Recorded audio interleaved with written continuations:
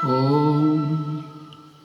पूर्णमदः पूर्णमिदं पूर्णात् पूर्णमुदच्यते पूर्णस्य पूर्णमादाय पूर्णमेवावशिष्यते। आज हम फिर से आपकी सेवा में प्रस्तुत हैं और हम आपको इस प्रसंग पर वर्णन करने जा रहे हैं कि 4 चीजें निष्फल हो जाती हैं। वो कौन कौन सी 4 चीजें हैं जो निष्फल हो जाती हैं, असफल हो जाती हैं, अपूर्ण रहती हैं।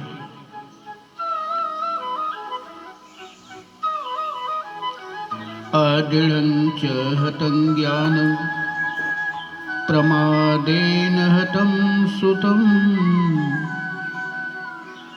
प्रमादेन हतं सुतं संदिग्धो हि हतो मंत्रो व्यग्रचित्तो हतो जपः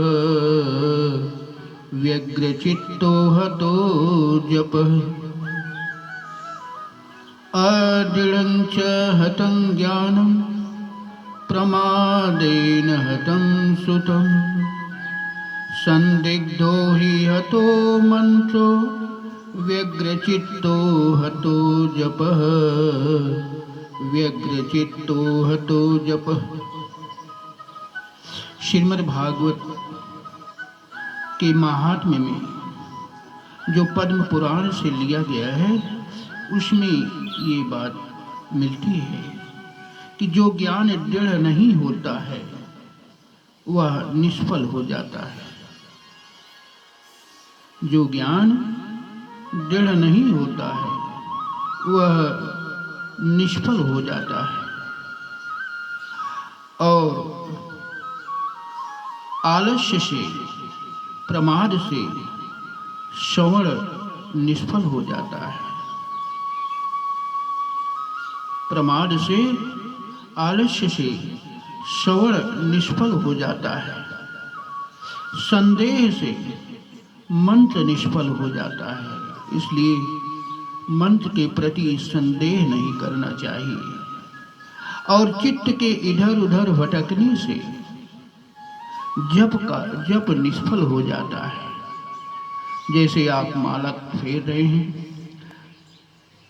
हाथ में तो माला है लेकिन जिह्वा पर आप जप तो कर रहे हैं लेकिन आपका मन, आपका चित्त वह व्यग्र है, इधर उधर भटक रहा है। इसलिए उस जप का कोई फल नहीं आपको मिलता है। तो मैंने आपको ये दर्शाया कि 4 चीजें निष्फल हो जाती हैं। हमेशा ध्यान रखें कि जप करते वक्त अपने मन को, अपने चित्त को एकाग्र रखें। श्रवण के समय, सत्संग के समय आप जो है आलस्य न करें, क्योंकि सत्संग के समय आलस्य बहुत आता है, निद्रा बहुत आती है।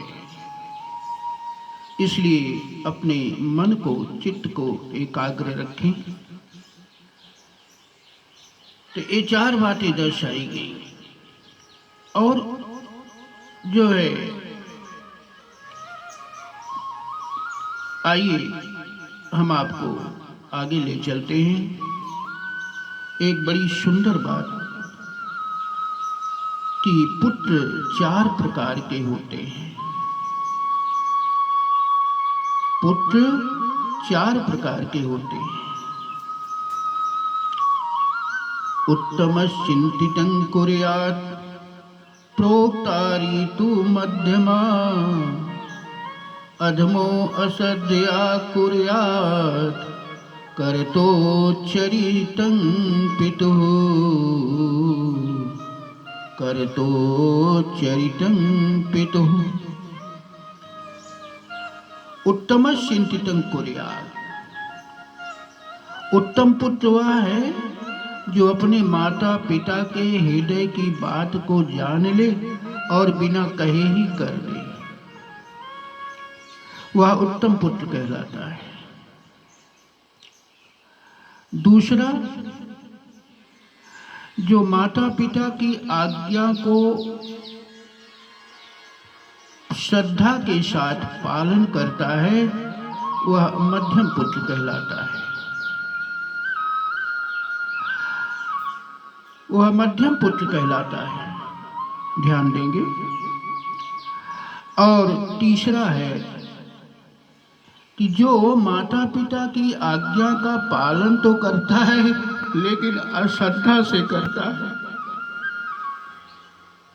श्रद्धा से नहीं करता है। वह अश्रद्धा से करता है, वह अधम पुत्र कहलाता है। वह अधम पुत्र कहलाता है। चौथा पुत्र वह है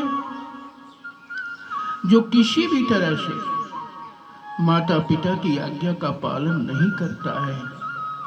भागवत की भाषा में उसे पिता का पुत्र नहीं बल्कि वह पिता का, माता का मलमूत्र कहा गया है।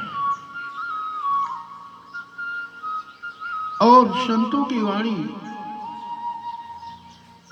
शास्त्रों में जो लेख मिलता है तो 4 पुत्र और होते हैं। ये तो भागवत की बात मैंने बताई कि राजा ययाति के श्रीमद् भागवत में राजा ययाति की कथा में ये 4 प्रकार के पुत्र का वर्णन मिलता है, जो मैंने आपको अभी दर्शाया।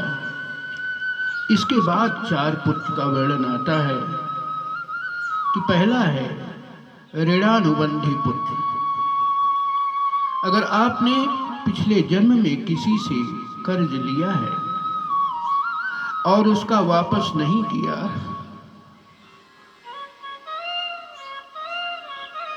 तो वह इस जन्म में पुत्र बनकर के आएगा और अपना ऋण चुकता करता है। वह अपना ऋण चुकता करता है, अपना कर्ज चुकता करता है। जैसे एक कथा आती है, एक महात्मा जी थे, एक गांव में उन्होंने कथा कही, वहां 5 लाख का चढ़ावा आया। महात्मा जी विरक्त थे, वैरागी थे, सत्संगी थे, संयमी थे, अनासक्त थे। उछल देते हैं, लेकर के 5 लाख धन को लेकर के चले। एक डाकू की दृष्टि महात्मा के ऊपर पड़ी। महात्मा जी को मारकर उस डाकू ने 5 लाख रुपया ले लिया। लेकिन महात्मा का ये प्रसाद उसके हृदय में सद्बुद्धि के अंकुरित हुए। और फिर वह जो है, उसने विचार किया कि मैंने जीवन भर लोगों को लूटा है, लोगों को मारा है, लोगों को तंग किया है। अब हम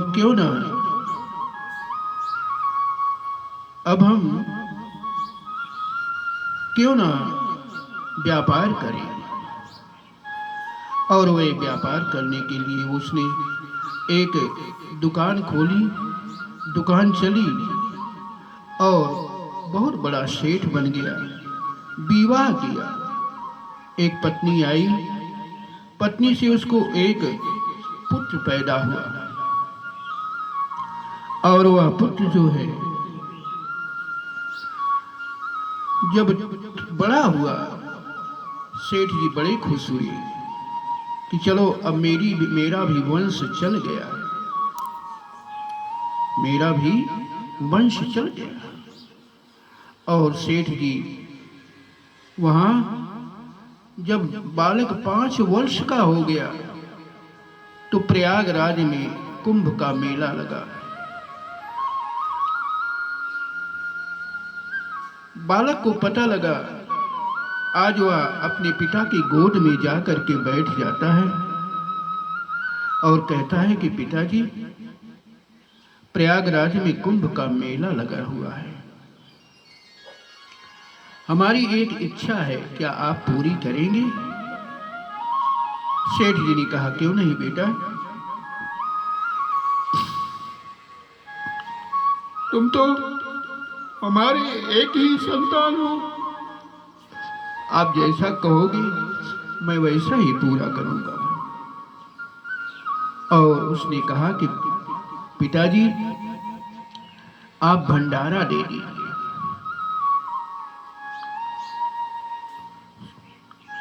आप भंडारा दे दीजिए। बोले बेटा कितने का भंडारा दे दिया जाए? बोले 5 लाख का भंडारा होना चाहिए। 5 लाख का भंडारा? बोले हाँ। सेठ जी ने कहा कि बेटा मैं 10 लाख का भंडारा दूंगा। आप 5 लाख की बात कर रहे हो ना, मैं 10 लाख का भंडारा दूंगा। और सेठ अपने पुत्र को लेकर के प्रयागराज में जाते हैं।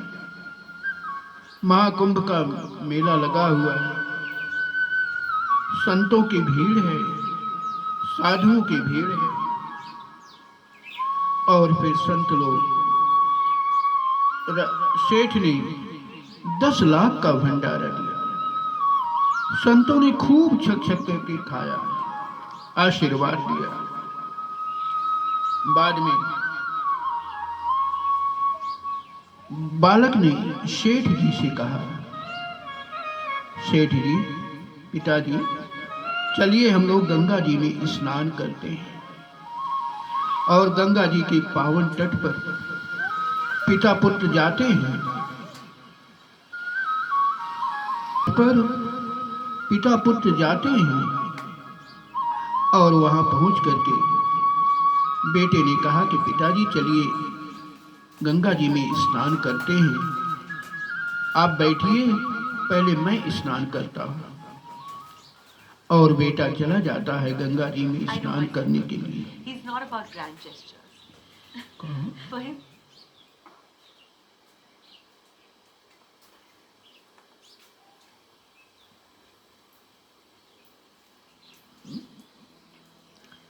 ये थोड़ा लंबा ने सेठ जी को अपने पिता को बैठा दिया पावन गंगा के तट पर। और उसके बाद वह गंगा जी में स्नान करने के लिए प्रवेश करता है। जब वह गंगा जी में स्नान करने के लिए प्रवेश किया, गंगा जी के मध्य में जाता है और जब गले तक जल में पहुंच गया तो उसने कहा कि पिताजी, मैं आपका बेटा नहीं, मैं आपका बेटा नहीं हूं, मैं वही महात्मा हूं जिसको आपने मार डाला था। मेरा कर्ज पूरा हो गया, अब मैं जा रहा हूं। और बेटे ने समाधि ले ली। तो इस तरह से मैंने आपको ये बताया कि ऋणानुबंधी पुत्र, अगर आपने किसी से कर्ज लिया है और वापस नहीं किया तो वह पुत्र बन करके आता है और को पूरा करके आपका साथ छोड़ देता है। दूसरा पुत्र है वैरानुबंधी पुत्र।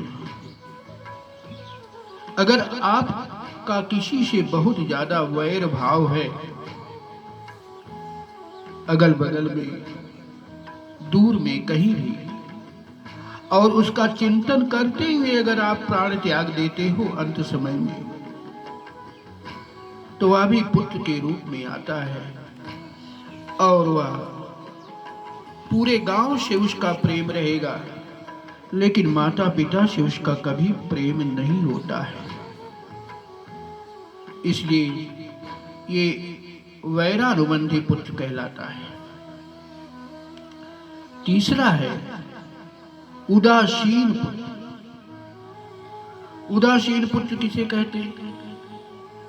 जब तक पुत्र का विवाह नहीं होता है तब तक वह माता पिता की आज्ञा का पालन करता है, लेकिन जब विवाह हो जाता है तो अपनी धर्म पत्नी का, श्रीमती जी की आज्ञा का पालन करने लगता है, माता पिता से विमुख हो जाता है। उसे उदासीन पुत्र कहते हैं। चौथा है सेवक पुत्र। सेवक पुत्र उसे कहते हैं कि जो अपने हाथों से, अपने कर कमलों से माता पिता के चरण दबाता है, सेवा करता है, सेवा भाव रखता है। तो इस जन्म में अगर आपने किसी की सेवा की होगी तो वही पुत्र बन करके दूसरे जन्म में आता है और वह भी आपकी अपने कर कमलों से चरण दबाएगा, आपके शरीर की सेवा करेगा। ये चौथा पुत्र है सेवक पुत्र।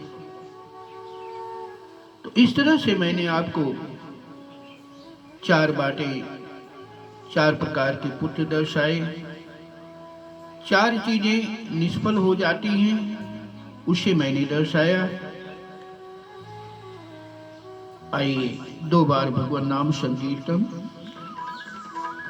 हरि शरणम हरि शरणम हरि शरणम हरि शरणम हरि शरणम हरि शरणम हरि शरणम हरि शरणम हरि शरणम हरि शरणम हरि शरणम हरि शरणम।